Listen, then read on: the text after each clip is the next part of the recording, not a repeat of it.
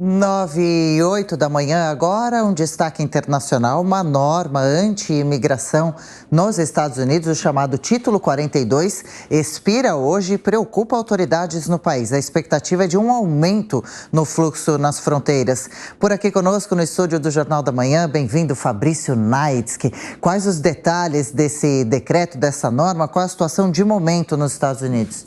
Bom dia para você, Adriana. Bom dia a todos que acompanham o Jornal da Manhã. Uma situação de muita tensão nas regiões de fronteira dos Estados Unidos, na região da fronteira sul dos Estados Unidos, onde está o México, principalmente ali no Texas. São pelo menos 24 mil policiais que estão lá neste momento, preparados para uma alta no fluxo de imigrantes com o fim desse Título 42, que acontece hoje, às 23h59, no horário da costa leste dos Estados Unidos, ou seja, cerca de 1 da manhã aqui no Brasil. Essa é uma norma sanitária que foi decretada na época da pandemia de Covid-19, em 2020, pelo Centro de Controle de Doenças, e que prevenia a chegada de pessoas nos Estados Unidos e a permanência deles pedindo asilo. Então, isso vai deixar de valer a partir de hoje. Então, há essa expectativa de um aumento de pessoas. Cidades ali na fronteira, na região do Texas, em El Paso, principalmente, já estão vendo neste momento, Adriana,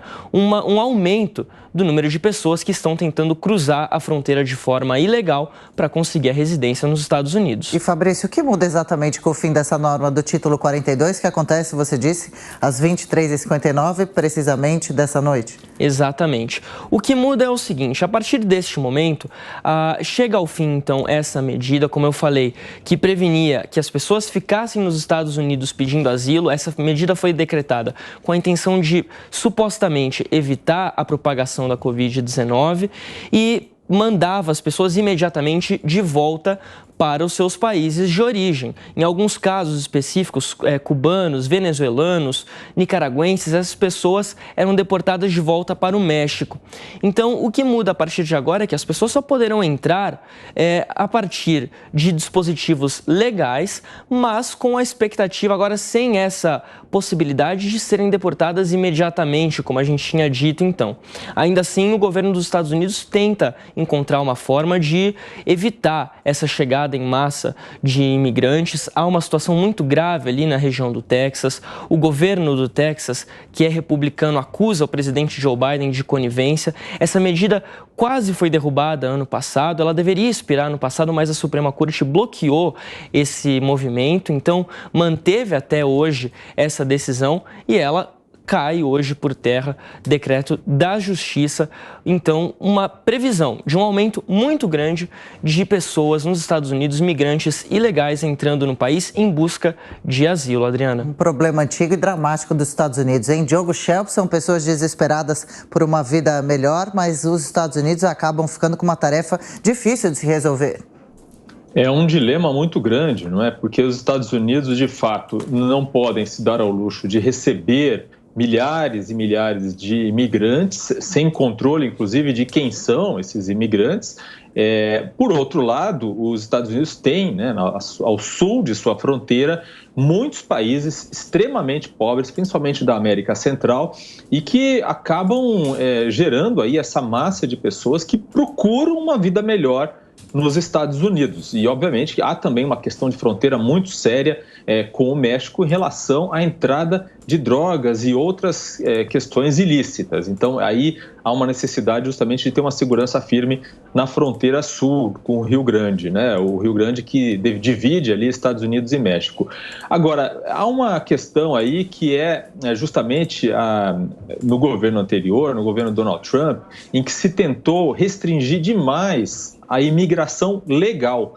E por que isso é preocupante? Porque no momento em que você restringe a possibilidade das pessoas conseguirem um green card por meios lícitos, ou seja, demonstrando que tem algo a contribuir com a sociedade americana, que tem a ficha limpa e assim por diante, você acaba estimulando também o movimento de ilícito, né? O movimento de pessoas que querem entrar ilegalmente nos Estados Unidos. Biden, então, reverteu isso.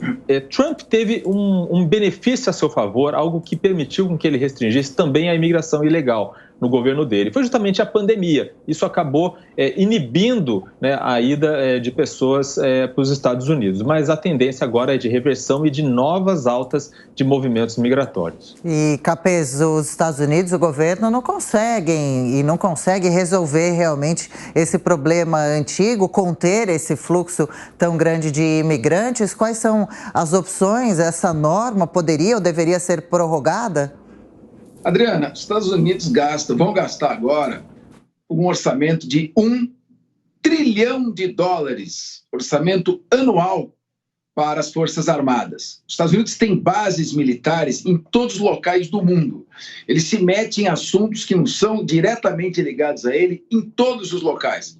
Ele poderia concentrar suas atenções e gastos em apoiar economicamente o México e países, sobretudo da América Central, para que houvesse condições econômicas e sociais mais favoráveis que inibissem a imigração ilegal.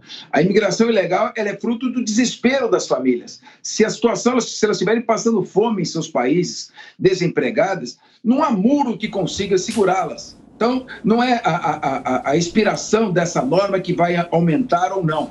O que leva ao aumento da imigração é a situação de desespero econômico e social e a falta de foco dos Estados Unidos para o continente americano. É como dizia o presidente James Monroe no início do século XIX, a América para os americanos. Parece que esse lema foi abandonado. Ô, Shelby, será que esse assunto vai ser discutido na campanha eleitoral dos Estados Unidos no ano que vem? Como que isso deve aparecer nessas discussões?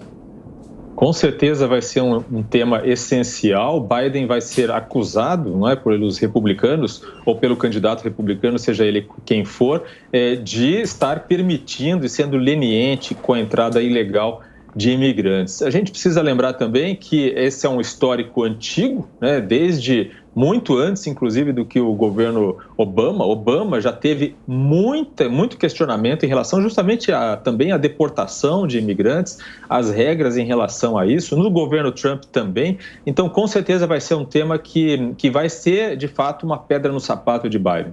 E, Capês, é um tema muito delicado porque mexe muito com questões humanitárias, né?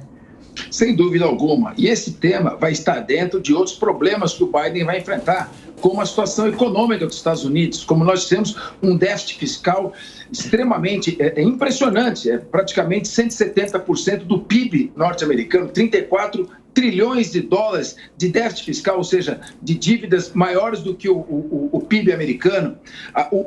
O problema dos bancos, essa quebradeira de bancos, novos bancos americanos vão quebrar, não é só o Silicon Valley. Então é uma situação econômica complicada, aumentando taxa de desemprego, essas questões geopolíticas, guerra na Ucrânia, conflito com a China, enfim, todos esses aspectos somados à elevada idade do Joe Biden, que já está com 80 anos, sem dúvida alguma vão influenciar. Ele terá muita dificuldade, menos pelo problema da imigração ilegal, mas pelo seu próprio despreparo e decisões equivocadas que, a meu ver, ele vem tomando.